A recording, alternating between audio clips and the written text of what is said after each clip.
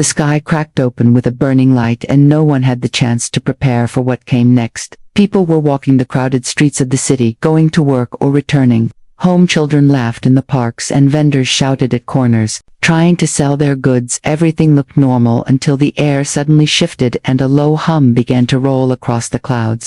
Above that, first people thought it was thunder, a storm moving in quickly, but then the sky split apart as if the heavens themselves had been torn open. A jagged line of searing light stretched across the horizon, the glow spreading wider and wider, until it seemed as though day had swallowed night in a single breath.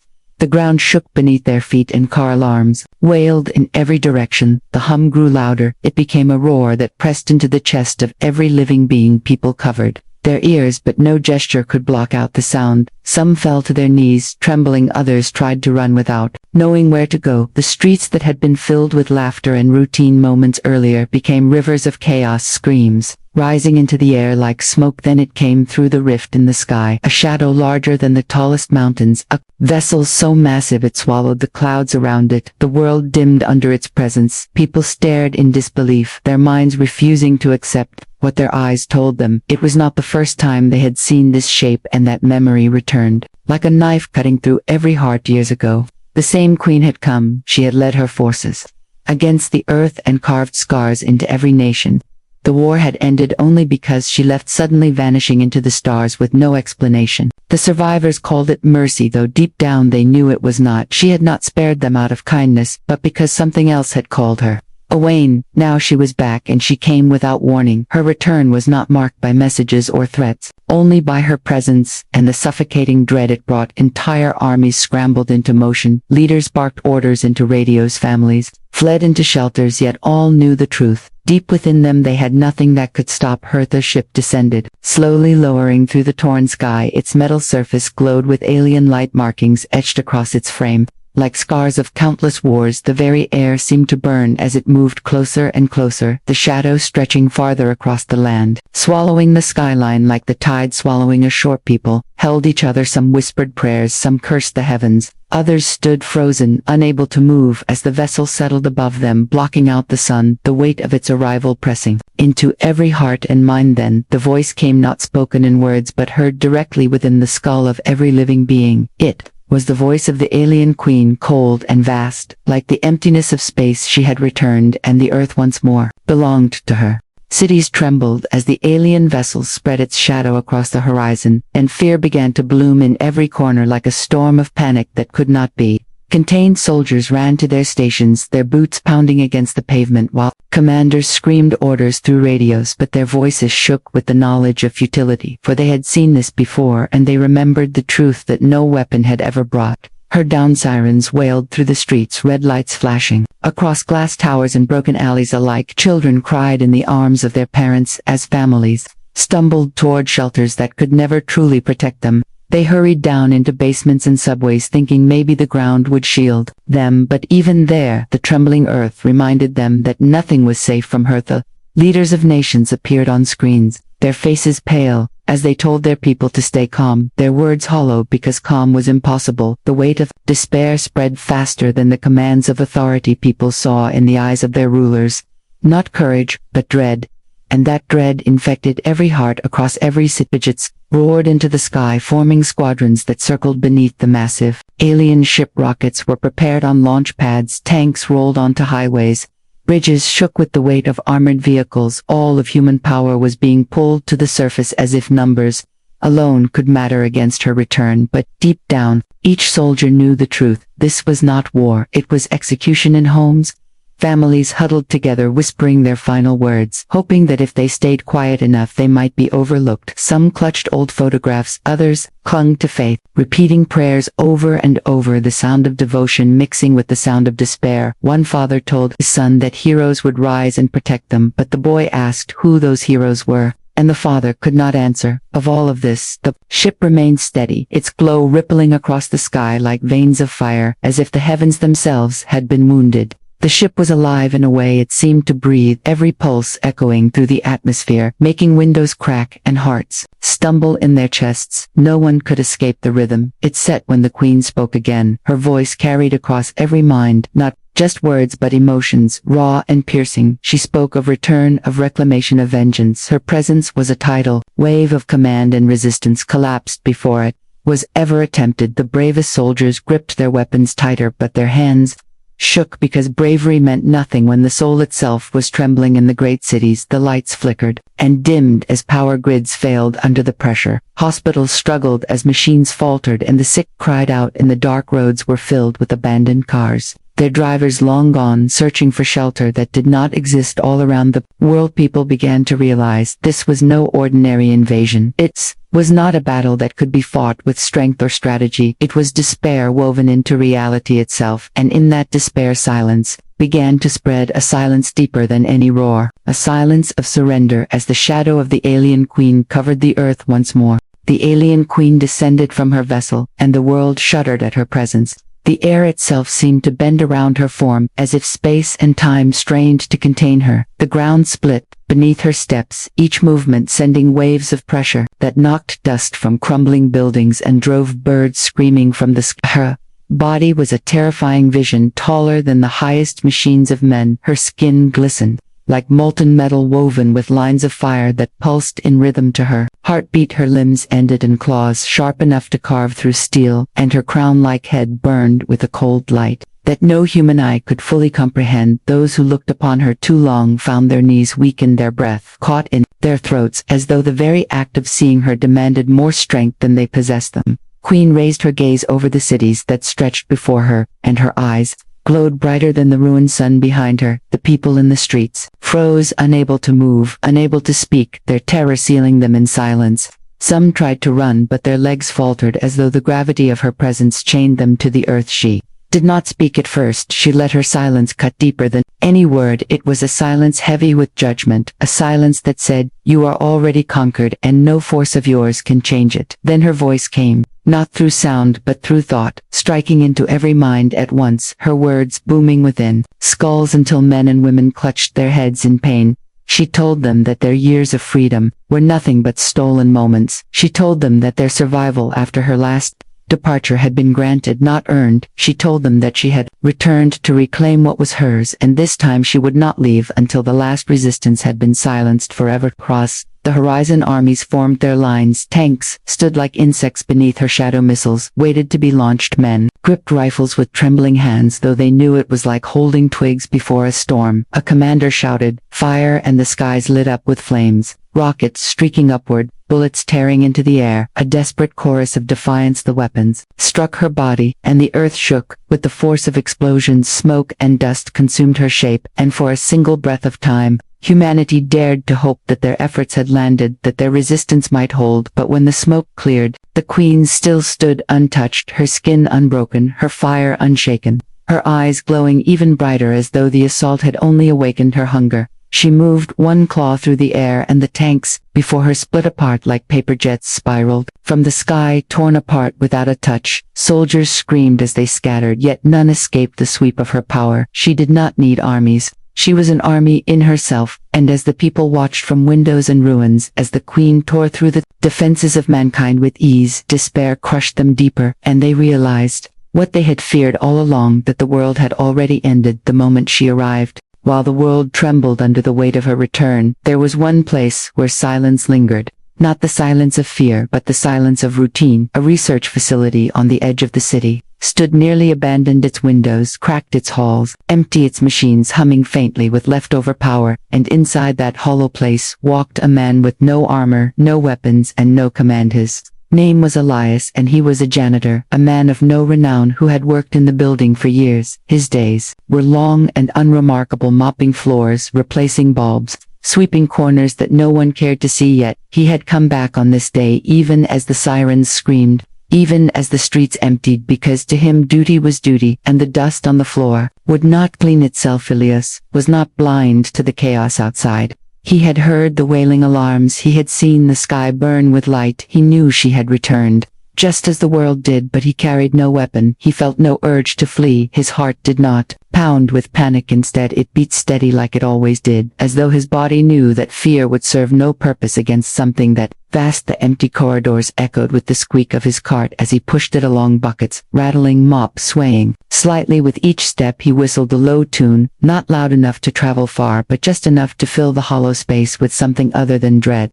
There was a stillness to his work that ignored the weight of the world collapsing beyond the facility walls. Elias passed shattered glass, where tremors had shaken the windows loose. He passed rooms filled with abandoned papers and blinking monitors. He passed signs of hurried escape, coffee cups, tipped over chairs, knocked down, and doors left swinging, yet he stopped only to pick up the scattered pieces, sweeping them into his pan, with the patience of a man who had done this 1,000 times before. In another hall he found a leak dripping from the ceiling. He pulled out a rag and caught the drops, wringing them into his bucket. He hummed softly, as though the world outside were not ending, as though the alien queen herself were not walking through the city with fire in her eyes.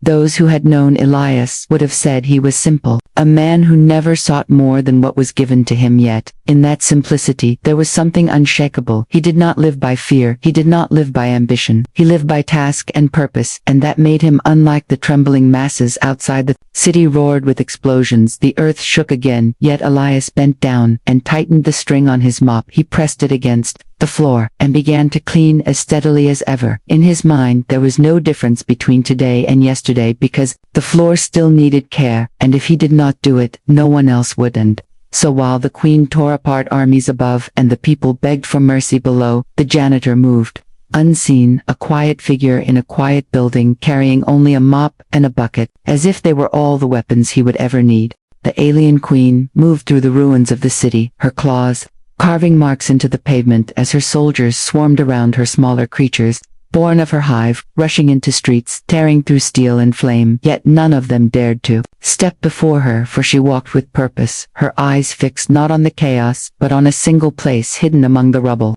The research facility that still stood. Long ago, the humans had stolen something from her kind, a shard of her ancient power, sealed away in their laboratories, studied by men who thought they could unravel the secrets of eternity. She had not forgotten, and she had not forgiven. Now she had returned to take it back and erase the insult of their theft forever. The ground cracked beneath her steps as she approached the facility. The humans who had not fled scattered at her arrival. Some froze in terror, unable to move, others screamed and fled into alleys, but her gaze never turned to them. Her path was fixed and unstoppable. Her ship hung above like a burning star, watching over her descent as if the heavens themselves bowed in her presence. In the halls, Elias continued his work, pushing his cart slowly along the broken tiles. He had heard the distant roars, he had felt the trembling walls, yet his pace did not change. He dipped his mop into the bucket, lifted it, and pressed it against the floor, wiping away streaks of dust that no one would ever see. When the door at the far end of the hall exploded inwards, and fire burst through the frame, dust filled the corridor, lights flickered as shadows stretched long and dark, and then she appeared, her towering form filling the passage with a weight that seemed too large for any human place. She ducked her head slightly as she entered, her crown-like skull scraping the broken ceiling, her glowing eyes sweeping across the empty hall until they found the lone figure of the janitor. The alien queen paused, her claws curling as she studied him, expecting him to run, expecting him to fall to his knees or collapse in screams. But Elias did none of these things. He simply wrung the mop again, lowered it, and began to scrub the floor, as if she were nothing more than another shadow passing through the building. For the first time since her arrival, the queen tilted her head, confusion stirring in her gaze. She had crushed armies and silenced nations, yet here was one man with no armor, no weapon, no fear, a man who did not tremble before her, as if her power had no meaning in his world. The relic was near, she could feel its pulse calling to her from the deeper chambers of the facility, but her attention lingered on the janitor longer than she expected. His calmness unsettled her more than rockets and bullets ever had, and for a moment her steps faltered, her claws lowered ever so slightly. Elias moved to another patch of floor, dipping his mop and wiping slowly, humming his quiet tune, as though her presence were nothing more than background noise in his endless routine. And in that strange moment of simplicity, the queen felt something she had not felt in centuries, something that froze her movement for the briefest breath of time: doubt. The alien queen towered over Elias, her shadows stretching across the broken floor, her breath filling the air like waves of fire. Yet the janitor did not look up at her. He dipped the mop into The bucket squeezed out the water and pressed it against the tiles, again moving with slow, steady strokes, as if he were alone in the corridor, as if she were nothing but another ripple in a day that had seen too many already. Her claws flexed, scraping deep lines into the walls, sparks flashing where her talons cut metal. She waited for fear to bloom in him, as it had bloomed in millions across the world, but he gave her nothing, no tremor in his hand, no widening of his eyes, only the rhythm of mop against stone, and the faint hum of his voice. The queen stepped closer, her form filling the hall, until the ceiling cracked under her weight, her head lowered so her burning gaze could fall directly upon him. She could smell the frailty of his human body, hear the pulse of his blood moving through his veins. She could destroy him with a flick of her claw, and she expected him to understand this truth, but Elias bent down and scrubbed at a stubborn stain with the patience of a man who had fought harder battles with rust than with any living creature. Her mind filled with confusion, a storm of thoughts colliding with the silence of his defiance in her long reign. She had faced generals who stood with fire in their hearts, soldiers who spat curses at her while aiming their final bullets, prophets who shouted destiny before she tore them apart, but never had she faced a man who simply cleaned as though her existence were irrelevant. The mop slid again across the floor, and Elias wrung it out into the bucket water, darkened with dust and ash dripping. Steadily he turned slightly, adjusting his angle to reach another corner, and in that moment he looked at her only once, his eyes calm, steady, without judgment, without fear, just a man doing his work, and then he lowered his gaze back to the ground. The alien queen felt something stir within her, a memory like a voice from a time before conquest, when her kind still built instead of destroyed. When holes were cleaned, not burned, when care was given to the small things rather than devotion to endless war. The memory stabbed her like an old wound, and for the first time her footstep faltered. The building groaned around her, pieces of ceiling fell and shattered on the ground. Soldiers outside screamed and fired their weapons. The city burned with chaos, yet inside that corridor all that existed was the sound of mop against stone, the drip of water, the quiet hum of a janitor who refused to acknowledge her power. The queen reached out, her claw slowly hovering it above him, ready to strike, ready to erase the unease he caused her, yet she stopped. Her arm trembled just short of his head, and her eyes narrowed, for she realized that though she could crush him easily, she could not conquer what lived inside him, the unshaken stillness that no weapon could replicate. And so she remained frozen, her claw suspended, her breath sharp and uncertain, as Elias moved one step to the side, mopped again, and hummed his tune, as though he were the only true master of that hall. The alien queen froze, her massive form filling the corridor, her claw suspended in the air, her eyes glowing brighter, yet strangely uncertain. She had silenced armies. She had broken nations, she had crushed worlds, yet here she stood before a single man who held nothing but a mop and a bucket, and for the first time, her mind felt the weight of hesitation. Elias continued his work, unfazed by the monster above him. His mop slid across the cracked floor, the sound of fabric scraping, stone cutting. Through the heavy silence he hummed a low tune, one that carried no fear, no defiance, only the steady rhythm of a man bound to his duty. His presence was so calm that it seemed to push back against the chaos that raged beyond the walls. The queen tried to move, yet her body resisted, as though some invisible force anchored her in place. She searched within herself for rage, for hunger, for the endless fire that had always driven her forward, but the sight of the janitor eroded it like water, washing away stone. His simplicity was a weapon sharper than any blade, because it reminded her of something she had buried deep. She saw visions flicker across her mind, memories of her home world before the endless wars, before she had claimed the title of queen. There had been moments of peace, there had been builders and caretakers, there had been those who tended to life instead of tearing it apart, and though centuries had passed, the echo of those lives now returned to haunt her through the quiet movement of a human hand across a dirty floor. The hall shook as explosions thundered outside, soldiers screamed, and fire painted the skies, yet Elias hummed softly, dipping his mop into the bucket, wringing it and returning to his work. He did not look up, he did not flinch, he did not even pause. His actions were so small, yet in their smallness they felt infinite. The alien queen lowered her claw slightly, but could not bring herself to strike. Her fire dimmed just enough that shadows shifted across her form. She could not understand it. She had never been challenged in this way. Not by power, not by courage, but by indifference, and that indifference was heavier than chains. Elias moved to the wall where soot and ash had blackened the tile. He rubbed the surface patiently until the gray smear faded, his song quiet but unbroken, and in that sound the queen heard Not defiance but truth, the truth that some things could not be conquered, not with strength, not with fear, not with death. She felt the eyes of her hive through the link that bound them. They watched through her vision. They waited for her to strike, but their queen could not move. Her body betrayed her will, her mind betrayed her hunger. She was trapped not by the janitor but by what he represented, something older than war, something purer than conquest. The queen, who had never bowed to any force, now stood frozen in the presence of the simplest man alive, and the silence that stretched between them became the most powerful moment of her long existence. The alien queen stood unmoving, her towering form shaking with a weight she had not known in centuries. The burning fire of her eyes dimmed, and in the dimness memories surged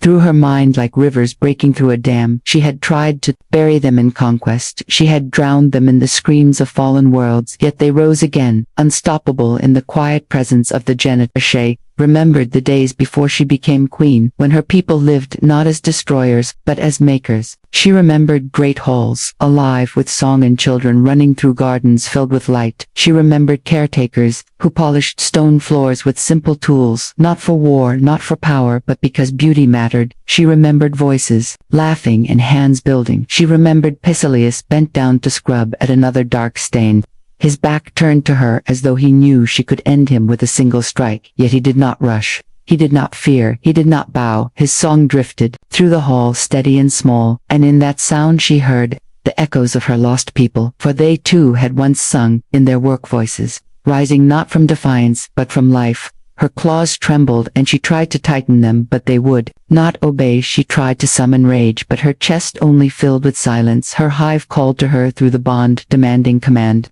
begging for slaughter, but she could not answer their cries, for the memories of what she had once been were stronger than their hunger. The walls around her cracked with the pressure of battle outside. Fire roared in the distance. The screams of men and machines echoed through the city, yet all of it grew faint against the sight of Elias, bending again, dipping his mop, lifting it and moving across the floor with a patience that defied time itself. She felt as though she were staring into a mirror, not of herself, but of the life she had abandoned. Her mind showed her the moment she chose conquest. She had stood above her people, promising them eternity through fire. She had sworn that survival demanded domination, and they had followed her into the dark. They had become her hive, her army, her endless swarm. Yet in truth, she had stolen something from them, the chance to remain whole, the chance to remain alive in ways that had nothing to do with blood or power. Now, before her, a single man reminded her of that theft, without words, without challenge, without even raising his head. His act of care became heavier than the weight of 1,000 armies. It struck her deeper than the sharpest blade,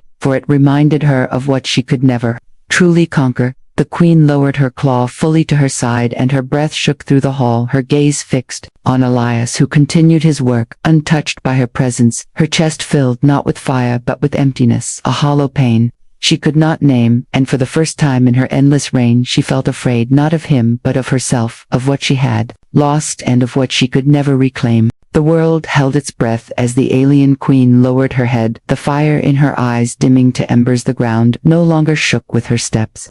The ceiling no longer cracked beneath her power. She stood still in the corridor, her body trembling, with a silence that none of her enemies had ever seen. She could have ended the janitor with the faintest flick of her claw. Yet she did not. Instead she stared at him, as if searching for something she had forgotten. Elias wrung out his mop, the water dripping back into the bucket. He pushed the tool gently across the floor, wiping away the last of the ash and dirt.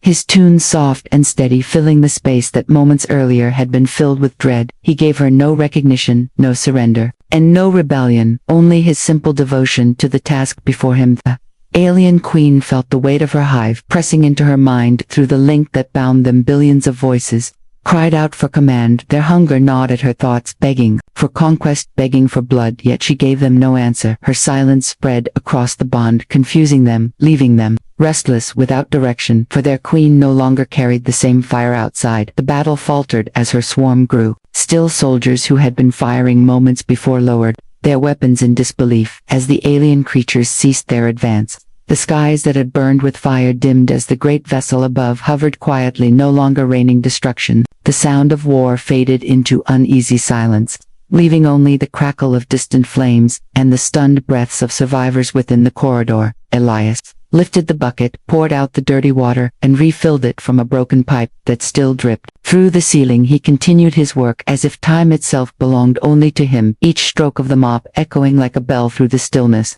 The queen could not move, her body bound, not by force, but by the truth of what he represented. She saw that she could annihilate him, and the building, and the city, and even the world, yet none of that would erase what she felt in that moment. For in his steady hands she saw the life her people had lost and the life she herself had abandoned. No victory could erase that truth, and no conquest could silence the memory that rose with every sound of mop against floor. The queen stepped back, her claws retracting her chest heavy, her crown brushing the broken ceiling. She turned slowly, each step shaking less with power and more with weariness. As she moved toward the shattered door she paused one last time, glancing at Elias, who never looked up from his work, and then she left the hall. Her silence, louder than any roar of the hive, followed her. Retreat, their vessels rising, their swarm pulling back, the skies slowly clearing. As the rift in the heavens sealed once more, the people of Earth emerged from shadows and shelters, their eyes wide with disbelief, for the war had ended before it began. Not through weapons, not through courage, but through the quiet action of a single man who carried no weapon at all. And so the alien queen vanished into the stars, carrying with her a memory. She could never destroy the memory of a janitor who, with nothing more than a mop and a bucket, had reminded her of everything she had once been and everything she could never conquer again.